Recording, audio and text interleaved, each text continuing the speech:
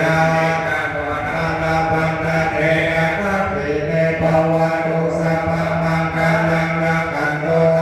เทวตาสัพพพุทธานุภาเวนัสสะนาโสเทภวันตุเตนะวัตตุสัพพมังกังโตสัพพเทวตาสัพพธัมมานุภาเวนัสสะนาโสเทภวันตุเตภวัตตุสัพพมังกังโตสัพพเทวตาสัพพสังฆานุภาเวนัสสะนาโสเทภวันตุเต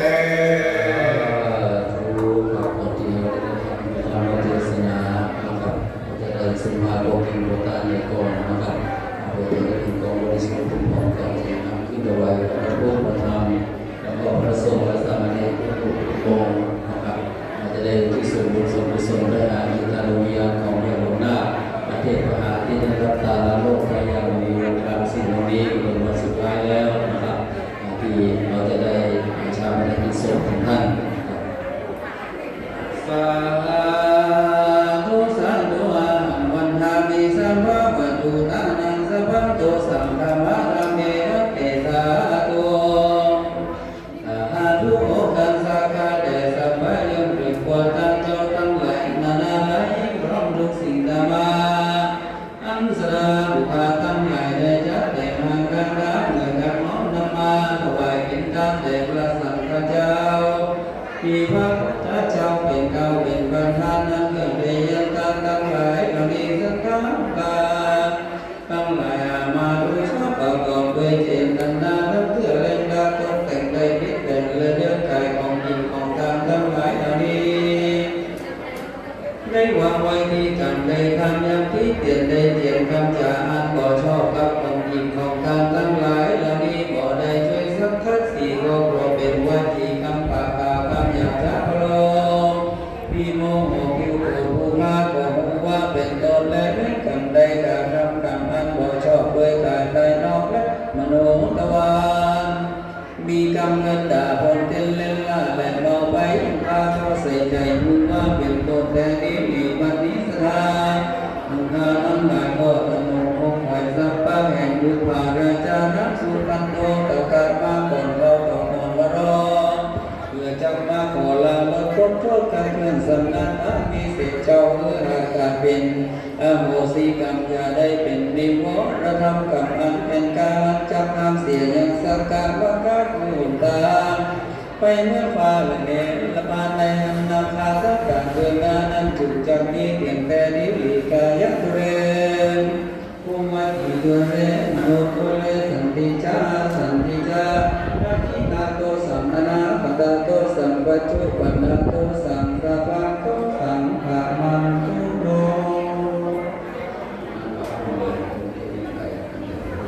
เสร็จแล้วลูกหลานที่ไปทำไว้ที่ดูซึ่งวันนี้ก็ได้รับเวลาที่จะมาทำบุญกุศลที่พิวงศ์นะครับเจ้าหน้าที่ตำรวจชาเขตสองชาวบ้านพระพุทธศรีบุญโยมนะครับ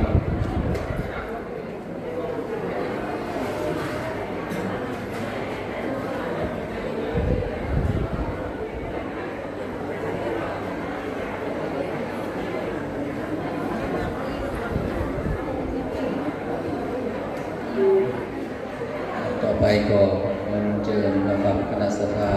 ตั้งใจฟังนะครับพระธรรมเทศนาพร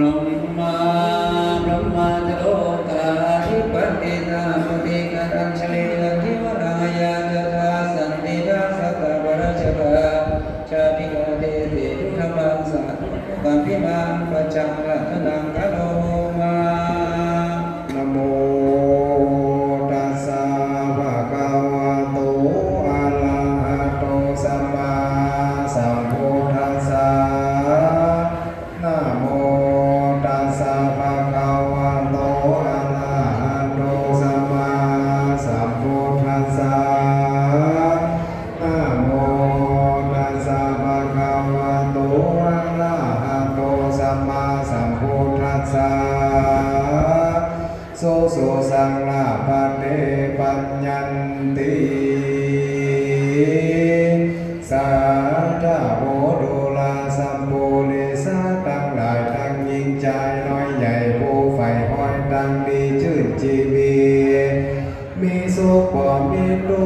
ของบริบอกดังเศร้าพ่อแม่เจ้าว่าขอเจ้าเหือนของหักของเหือนปากันหัวจากกำเนิดเป็นผู้นำแบบอย่างบ่เหินร่างเสียสิ้นใจตั้งบิดคืนรอดบ่ลาดอดไกลกาปากันมาบ่นั่งอยู่ตาฟังคำจุงหน้าจำก่อนใกล้คำสอนแต่ให้เดิมที่เป็นคำดีเข้าก่อนเจนมอเจนมอนสอนลานอันเฮาจะขาดกำพ้อยขอใหญ่น้อยสักทักปากันตาปานั่งอยู่ท่าฟังคำจุงดาจำก่อนใกล้ไม่คำสอนแต่ให้เดิมที่เป็นคำดีเจนมอเจนมอนนั้นจะการกล่าวพ้อยขอใหญ่น้อยสันหาจุดมากันดาฟังที่เอาเป็นที่สนใจกันนาว่าไม่นั้นใช่นำไปใจกับตรงกับตัวนอนคอยได้หดมือมันก่อรวมสร้างเสียงมองพอรับน้องสันหาถึงจอยเจมันสุขสำนักเดียงมันเล่าโอ้ข้าเจ้าคุยวันดังพักชูมันไปงานก้อยยอหาตาฟังโสมทุจะนั่งพ่อแม่มันนี้แม่เลิกถามตาที่นั่งแต่ได้เดินมองนันใดจะสอนกล่าวว่าเกิดมาเป็นคนเนื้อมันดินล้นต่อสู้อย่ามองผู้ร้อนได้นำหน้ามือมันหันสายน้องหมายหรือบ้านนาคุณจ้าโรงงานปีเดือนวันผ่านผ่านเมื่อผ่านมาที่หาวันเวลาเลยร่วงอย่างหวังเอาสอนอนกับโหรับสอนแต่ได้ลูกเจ้าในงานตายลูกวายในงานน้อยจ้าไปจ้อยบอดดังการไข่หีบหรือการกันไข่หน้าหรือเล่นกันไข่หนังแดงหรืออดอย่าได้ละลดความพ่ายงานงานยากอย่างคือหูจากปากมาการต้องการคือหูจากปากผ่อนแก่ว่าจะไปหันนักตั้งแนวบอกนักหลังบอกจักบอกปุกลุกปุกลุกเข้าสุกเก็บปองปองปองปองปองเข้าของบอกมีเวลาวันนี้เป็นของมิกาอย่าให้สลามันลูกมันมือสัทธาเจ้าตามันถีมันเบื่อเงินทองก็ขาดอย่าได้ประมาทเงินบาทเงินเศร้าลูกป้าหน้าเอาเป็นสหารใกล้การบันทิสัทธาเจ้าตามันเบื่อมันได้มันไปหากรรมโบราณเก่าไว้กันเอาดีให้ก็มันเข้ามันจำเป็นยาคามีวงสารปากันไปมาใจละจงจืดเดินมาเดี๋ยวไม่เห็นเดี๋ยวต่างออกปีนอกต่างหัวใจอันมาคำโบราณนาตาวาไว้อดทรงกินวาอดสารในซาหัวจังดังนั้นก็มองคนเลยแล้วบอกต้องมาสอนจีเหตุเล็กจอไปสอนมันเต็มบ่อีกเวนเสียงบอกกันนี้มีแววอย่าเห็นแผ่นสองที่เมื่อนำน้องสองจากลงนาใจเก่าเต็มดวงน้ำของกินบ่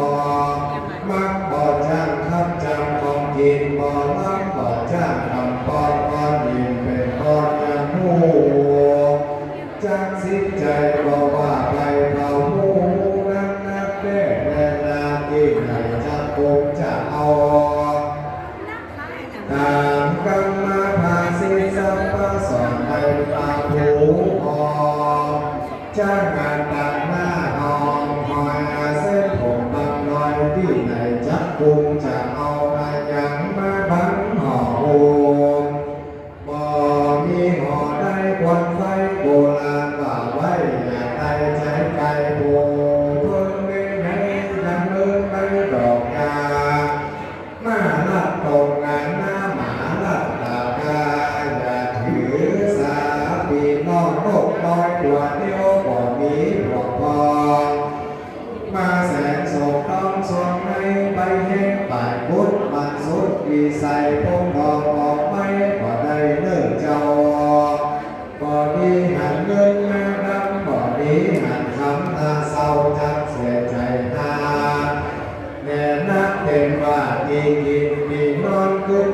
ยังอดอยู่ในยืนไปตั้งหน้าที่ความหัวอกหัวใจแม่จะอยู่ไปหัวใจปิดบังเพื่อการสังบ่หันเป็นกว้าง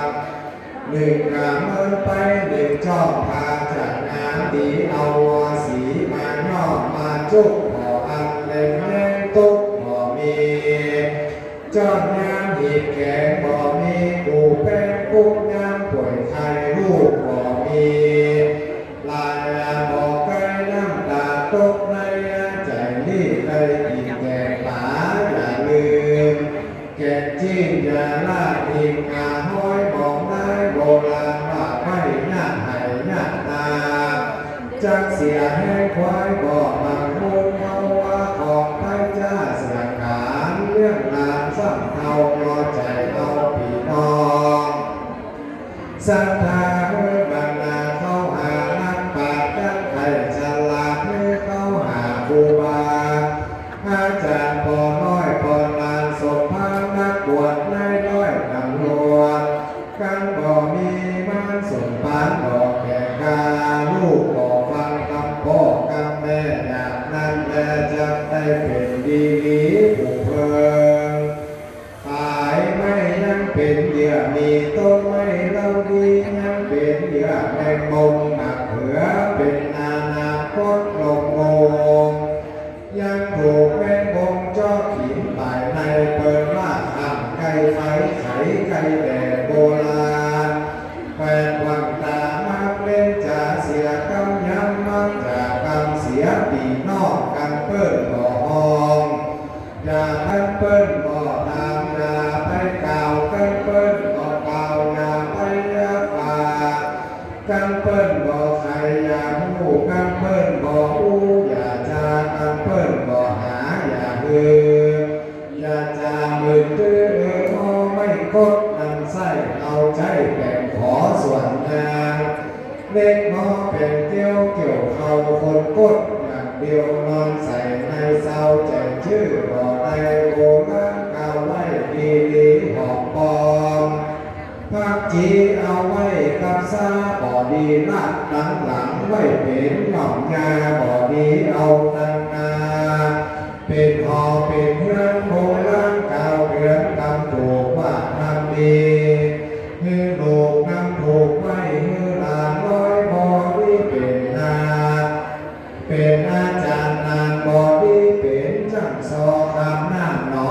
ฮือบอกคนไปก่อนจะสอนละอ่อนคอยโจคอยลงละอ่อนสอบเป้าคนเท้าสอบโถงน้ำตาลกับนมลงกับเด็กฟ้าโลกบ่บินบ่จางกำปีกหน้าหัวควายบ่กินหน้าบ่จางคงเขามันมาเขา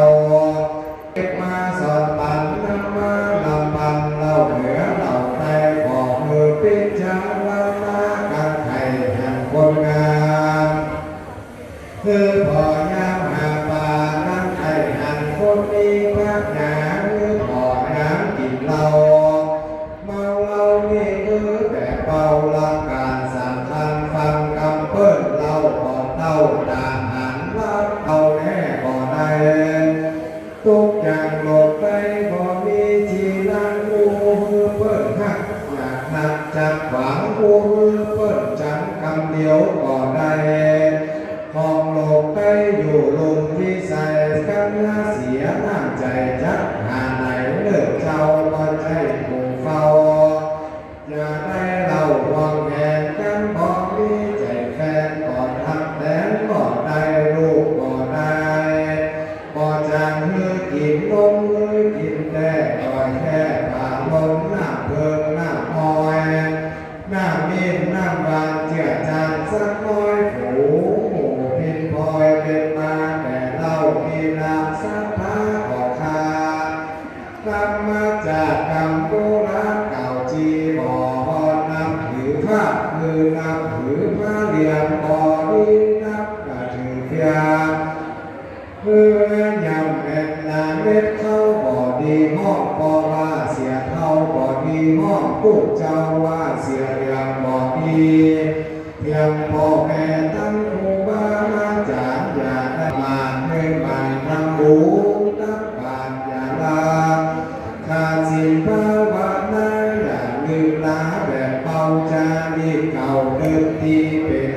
ดีเช่นผู้ญาตาย้อยอันบางวันได้จากในสังหารสื่อกันมาที่พ่อแม่เห็นลูกหลานเกิดเอาโบราณเกิดไทยบ่ดีบ่อยมือต่างวัดไทยบอกตั้งไปหลอกเจียงชักสุขเสียงสารสร้างหนาอันวัดวามันใส่มือเห็นที่ไวสิภาวนาบุญจักปากโคจักต่างจุกงานจุกปากกามจักสุขใจบ้านจิตจอยสมไฟห้อยหาดังนาขอศรัทธามวลหมู่อันมานั่งอยู่ฟังดีเงินคำบังเต้าปู่คำเจ้าคืนวันอายุยืนจากบังอย่าด่วนสร้างไก่กาจุงโลกาปัญญาตั้งอุบาทจักไลเฮลังงักนับไปตกไปโดยไฟยืนไหลไปโดยหน้าไปเสียงสัมผัสพอกยิงงานจากไปบัวไปก้อนตกไปออกผ้าจักรวาลของมีความสุขกายสุขใจไล่ความทุกข์สุขโศกสมพิวาลา